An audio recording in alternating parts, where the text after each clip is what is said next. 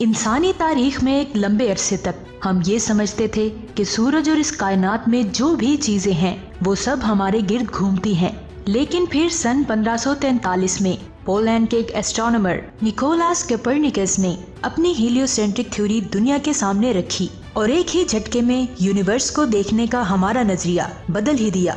इसने हमें ये बताया कि सूरज जो हमारे सोलर सिस्टम का एक सितारा है वो हमेशा रेस्ट में रहता है और हमारी जमीन के साथ सोलर सिस्टम के सब प्लैनेट्स इसका चक्कर लगाते हैं।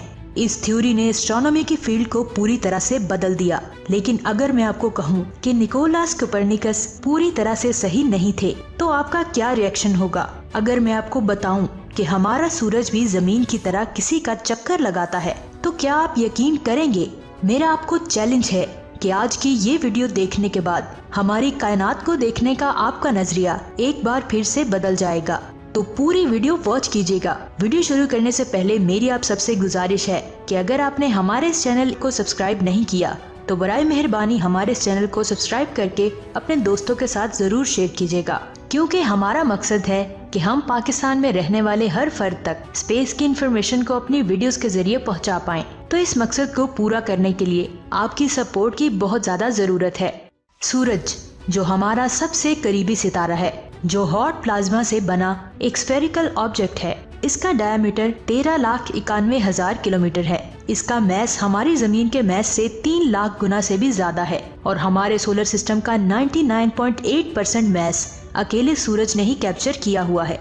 हमारा सूरज 73% hydrogen, 25% helium, oxygen, neon, carbon और आयरन से मिलकर बना है। ये हमारी जमीन से 15 करोड़ किलोमीटर दूर है। और आपने स्कूल में पढ़ा होगा कि हमारे सोलर सिस्टम के सभी प्लैनेट्स सूरज के गिर्द चक्कर लगाते हैं। ये बात 100% सच नहीं है। असल में हमारे सोलर सिस्टम के सभी प्लैनेट्स सूरज के गिर्द नहीं बल्कि बैरी सेंटर के गिर्द चक्कर लगाते हैं। बैरी सेंटर का मतलब होता है दो ऑब्जेक्ट के दरमियान का वो पॉइंट जहां उनका कॉमन सेंटर ऑफ मैस होता है। फॉर एग्जाम्पल, अगर हम सन और अर्थ की बात करें तो हमारी जमीन का मैस सूरज के मुकाबले में कुछ भी नहीं है, तो सूरज और जमीन का बैरी सेंटर सूरज के बहुत ज्यादा करीब होगा। तो अगर हम हमारे सोलर सिस्टम की बात करें तो जैसा मैंने आपको बताया कि अकेले सूरज ने ही हमारे सोलर सिस्टम का 99.86% मैस कैप्चर किया हुआ है, तो बैरी सेंटर तो हमेशा सूरज के पास होगा। अब वो सूरज के पास कहाँ है ये किसी को भी नहीं पता, लेकिन साइंसदानों का मानना है कि सोलर सिस्टम का बैरी सेंटर सूरज के सेंटर से लेकर उसकी सरफेस के आसपास तक हो सकता है। बैरी सेंटर की पोजीशन कभी भी फिक्स्ड नहीं होती और सोलर सिस्टम के हर प्लैनेट के मूवमेंट के मुताबिक चेंज होता रहता है। अब क्योंकि सोलर सिस्टम के सारे प्लैनेट्स बैरी सेंटर का चक्कर लगा रहे हैं तो सूरज क्यों पीछे रहे? ये जानकर आप बहुत ज्यादा हैरान होंगे कि हमारा सूरज भी बैरी सेंटर के चारों तरफ घूम रहा है, लेकिन ये मुकम्मल तौर पर नहीं घूमता, ये वाइब्रेट होता रहता है। क्योंकि बैरी सेंटर सूरज के पास होता है इसलिए सूरज मुकम्मल तौर पर इसका चक्कर नहीं लगा सकता। वैसे क्या आपने कभी ये सोचा है कि सूरज भी दूसरे प्लैनेट्स की तरह अपने एक्सिस पर रोटेट करता होगा? जवाब है हाँ, सूरज भी हमारी जमीन की तरह अपने एक्सिस पर रोटेट करता है और उसे अपना एक रोटेशन कंप्लीट करने में अंदाजन 27 दिन लग जाते हैं। मैंने अंदाजन इसलिए कहा क्योंकि सूरज हमारी जमीन की तरह सॉलिड नहीं है, इसलिए जरूरी नहीं है कि उसे जमीन की तरह मुकम्मल तौर पर रोटेशन करना पड़े। सूरज की अलग अलग लेयर्स इंडिपेंडेंटली रोटेट कर सकती है और उनकी स्पीड भी अलग अलग हो सकती है। फॉर एग्जाम्पल, हमारे सन के इक्वेटर को एक रोटेशन के लिए 24 दिन लग जाते हैं और उसके पोल्स को 30 दिन का वक्त लगता है। मतलब अगर हम सभी लेयर्स की एवरेज निकालें तो हमारा सूरज एंटी क्लॉकवाइज डायरेक्शन में करीब 27 दिनों में एक रोटेशन कंप्लीट करता है। तो इफ टीवी के दोस्तों, अब बात ये आती है कि जिस तरह हमारी जमीन सूरज का चक्कर लगाती है, क्या उसी तरह सूरज भी किसी ऑब्जेक्ट का चक्कर लगाता होगा या ये सिर्फ एक जगह पर रोटेट करता है? इफ टीवी के नाजरीन, जैसा कि मैंने बताया कि सूरज बैरी सेंटर के पास वाइब्रेट करता रहता है, लेकिन क्या आपने ये कभी सोचा है कि हमारा सूरज भी अपने ऑर्बिट में कई अरबों सालों से किसी का चक्कर लगाता है? जवाब ये है, सिर्फ सूरज ही नहीं बल्कि पूरे का पूरा सोलर सिस्टम उस ऑब्जेक्ट का चक्कर लगाता है और वो ऑब्जेक्ट है हमारी मिल्की वे गैलेक्सी का सेंटर। इससे पहले कि हम मिल्की वे के सेंटर की बात करें, सबसे पहले हम मिल्की वे के बारे में बात करते हैं। मिल्की वे यानी कि हमारी गैलेक्सी, ये एक स्पाइरल शेप की गैलेक्सी है और इसका डायमीटर करीब 1 लाइट ईयर के बराबर है। यानी अगर हम रोशनी की रफ्तार से 1 लाख साल तक सफर करें, उसे 1 लाख लाइट ईयर कहा जाता है। आप ये जानकर हैरान हो जाएंगे कि हमारी मिल्की वे में 400 अरब से ज्यादा सितारे मौजूद हैं। अगर बात करें मिल्की वे में हमारे सोलर सिस्टम की पोजीशन की, तो इतनी बड़ी गैलेक्सी में हमारी कोई औकात नहीं है। लेकिन आपको इसके बारे में पता होना चाहिए, इसलिए बताना जरूरी है। हमारा सूरज मिल्की वे के सेंटर से करीब 27,200 लाइट ईयर दूर है और ये 225 किलोमीटर पर सेकंड की रफ्तार से मिल्की वे के सेंटर का चक्कर लगाता है। लेकिन सूरज उस तरह मिल्की वे के सेंटर का चक्कर नहीं लगाता जिस तरह हमारी जमीन सूरज का लगाती है, बल्कि ये अपने ऑर्बिट में वोवल मूवमेंट करता है और कई बार तो हो सकता है कि वो अपने ऑर्बिट में पीछे भी लौट सके और फिर आगे बढ़ने लगे।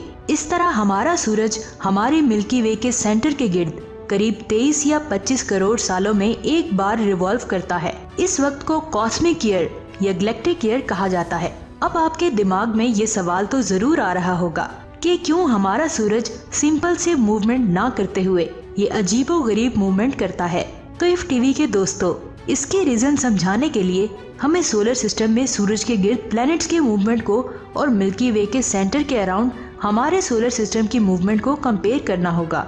हमारे सोलर सिस्टम का सेंटर हमारा सूरज है और हमारे सोलर सिस्टम का सबसे ज्यादा मैस भी सूरज ने कैप्चर किया हुआ है। तो यहाँ पर जरा गौर करें कि जिस बॉडी का मैस ज्यादा होता है तो उसका असर कम मैस वाली बॉडी पर ज्यादा होता है और हमारे सूरज के साथ भी कुछ ऐसा ही होता है। लेकिन जब हम मिल्की वे के सेंटर की बात करें तो यहाँ पर इतना सारा मैस नहीं है कि वो पूरे मिल्की वे को कंट्रोल कर सके। मिल्की वे का ज्यादातर मैस स्टार्स और डार्क मैटर की फॉर्म में मौजूद है। इसका मतलब ये है कि सूरज को अपने ऑर्बिट में हमेशा ही कई सारी ग्रेविटेशनल फोर्सेस से लड़ना पड़ता है और यही उसके अजीबोगरीब मूवमेंट की वजह है, क्योंकि हमारी मिल्की वे का सेंटर हमारे सोलर सिस्टम के सेंटर जैसा नहीं है। 1 मिनट रुकिए, मिल्की वे का सेंटर कितनी बार कह दिया मैंने, लेकिन आखिर मिल्की वे का सेंटर है क्या, उसका नाम क्या है? असल में हमारे पास इसकी कोई सॉलिड इंफॉर्मेशन नहीं है। मिल्की वे के सेंटर को गैलेक्टिक सेंटर का नाम दिया गया है। ये वहाँ मौजूद है जहाँ ब्लैक होल सजिटेरियस भी मौजूद है। हमारे एडवांस टेलीस्कोप वहाँ देखने के काबिल तो हैं, लेकिन प्रॉब्लम ये है कि वहाँ जो कुछ भी है वो इंटरस्टेलर क्लाउड से घिरा हुआ है, मतलब गैस, प्लाज्मा और डस्ट के बादलों से। इसके अलावा कहा जाता है कि गैलेक्टिक सेंटर के चारों तरफ बहुत ही कम दूरी पर 1 करोड़ से भी ज्यादा सितारे हैं। इसकी वजह से हम गैलेक्टिक सेंटर का सिर्फ अंदाजा ही लगा सकते हैं। कुछ साइंसदानों का मानना है कि वहाँ एक सुपर मैसिव ब्लैक होल मौजूद है, वैसा ही ब्लैक होल जिसकी तस्वीर हमने ली थी। लेकिन कुछ लोग कहते हैं कि वहाँ कुजार है। क्या ये सच है? ये तो हम आने वाले वक्त में ही जान पाएंगे, जब हम इंसान अपने गैलेक्टिक सेंटर को भी देख पाने के काबिल हो जाएंगे। तो दोस्तों, आज की इस वीडियो से आपने क्या सीखा, नीचे कमेंट्स करके जरूर बताइएगा।